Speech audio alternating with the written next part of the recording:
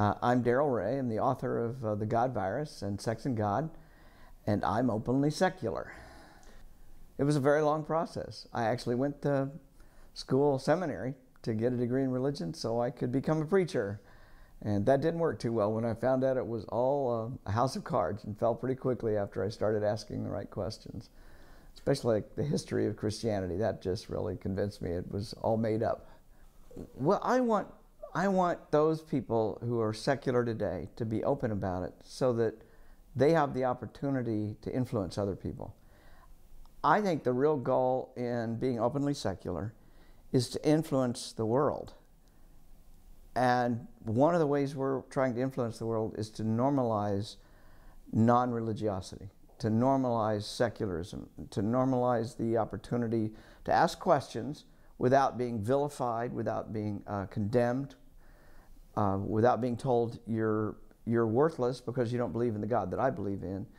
The more we openly ask those questions, the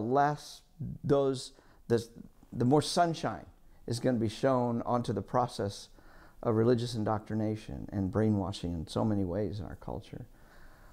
I'm a psychologist, and I see so much pain come from people having to hide who they really are, having to keep the questions quiet and not ask those questions in their environment.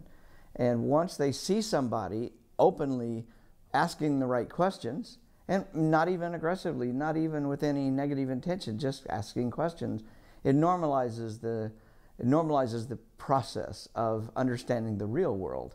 And I think that helped me in my own journey, seeing some of my mentors who were very good at asking me questions that really challenged me and sometimes pissed me off.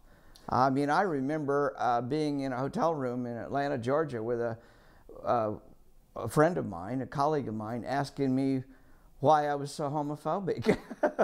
and this was the 1960s, 1970s, and I was just really angry about that, because I'm not homophobic. Those homos shouldn't be touching children, though.